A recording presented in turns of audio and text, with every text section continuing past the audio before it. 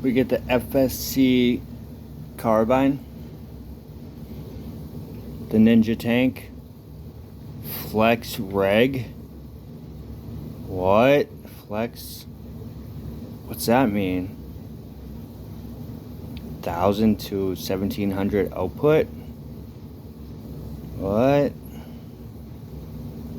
Actually, this is the first time that it's actually held air, because I'll air up the tank as it's in the marker.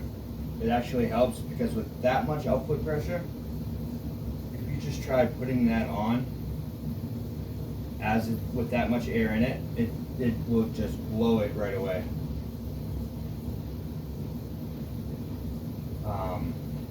And I'm not going to say we're at max 17, but we're probably at, I don't think this reads that good, but it's saying we're at max, but we're not. It's probably about 1,500 output pressure. We just got 424 with a 10-gram Canada Riot Ball. I believe that's like 83 joules, I want to say.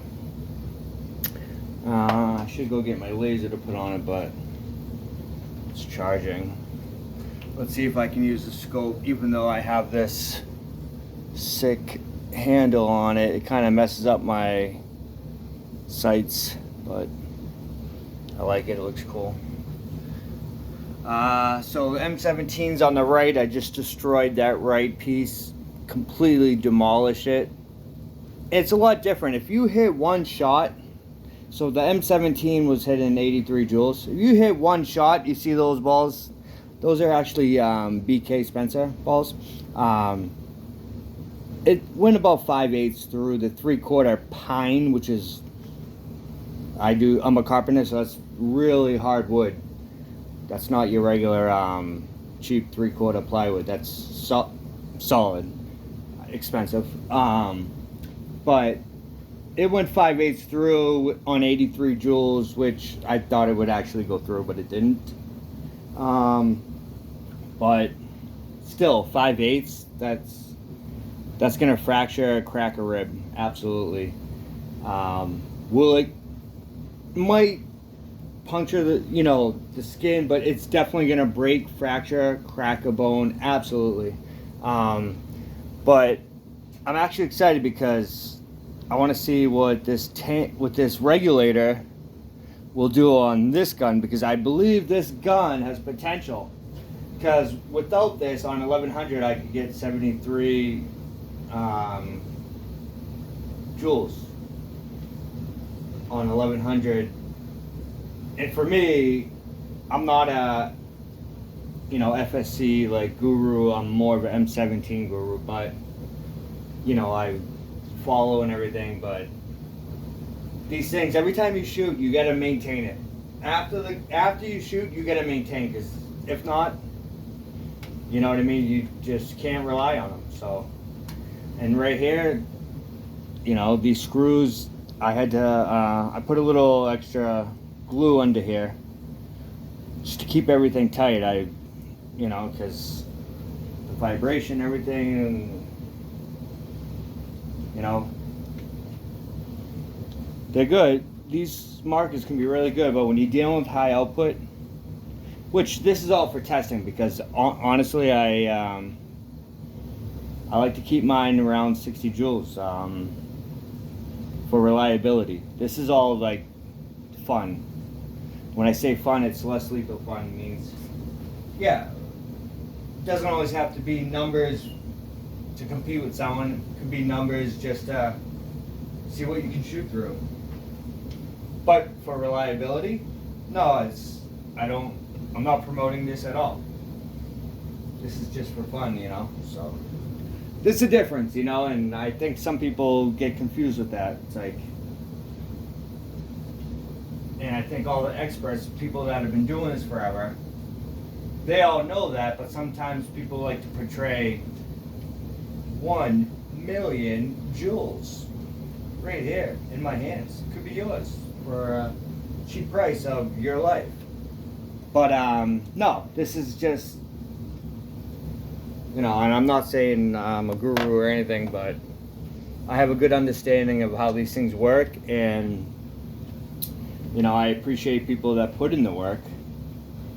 And starting off as a newbie, you know, everyone should know their own marker. But I'll tell you what, there's a lot of people in the community right now that are making it 10 times easier to, you know, to have a reliable marker that is putting out enough joules where, you know, you get more than one shot and it's reliable.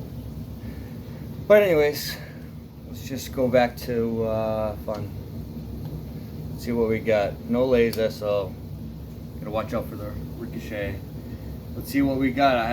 It might blow a gasket right away because I'm putting the most output pressure I've ever in this marker, but let's see.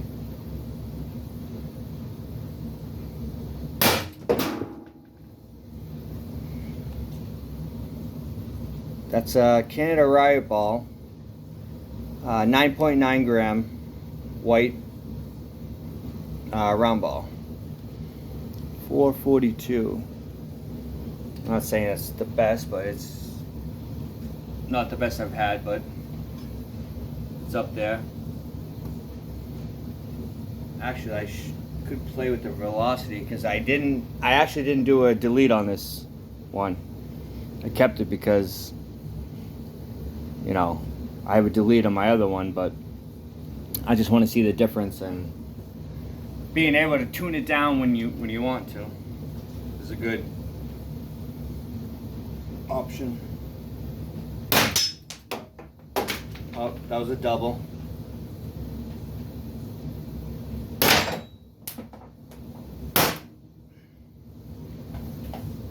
So yeah, so that was a double. See how it's not reliable? So that was just for fun. I would never tune my marker to this velocity setting unless it was reliable.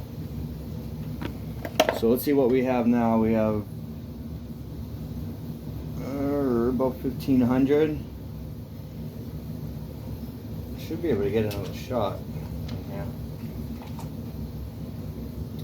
A couple round balls. Let's see what we got if I use my other mag, which are carrying projectiles, DK Spencer BKs.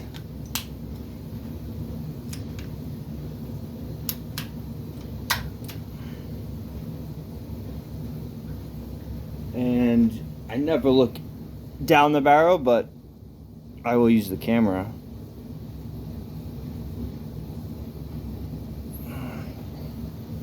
I think it's good.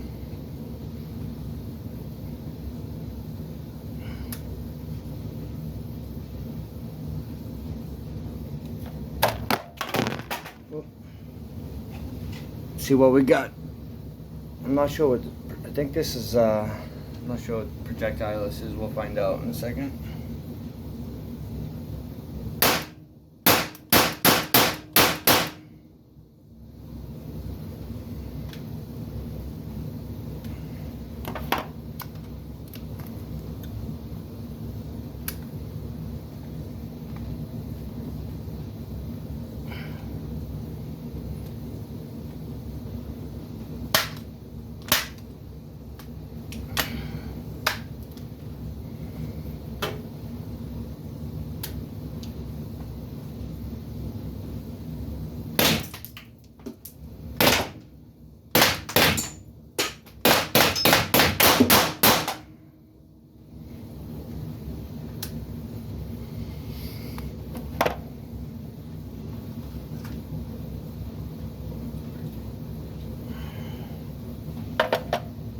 So this is the problem. I've been having this come loose. This is why I glued it, but I didn't let it set enough.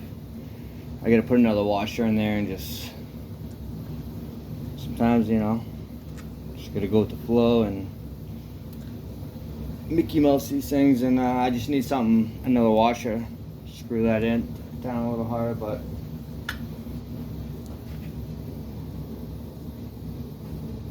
we're empty there.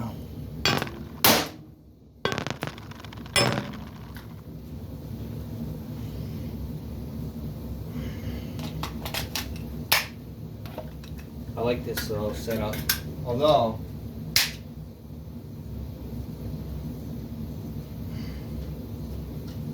boom, John Wick.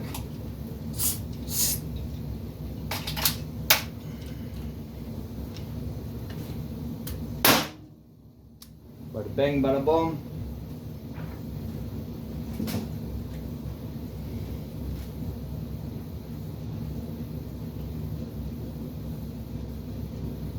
M17 though, demolished it. It just cycles better than the FSC. I always have trouble cycling the FSC. It's always been a problem. But I'll tell you what, going back to the M17 and the magazine, I always have the, what's it, the SMG mag. But I switched over to these to get more per shot, and they've been actually cycling very well. But that's all. What we got over here? Look at the rail gun, see, over here.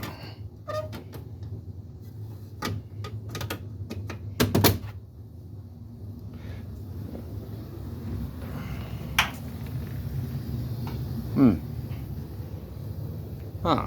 What is this? Oh. Hmm.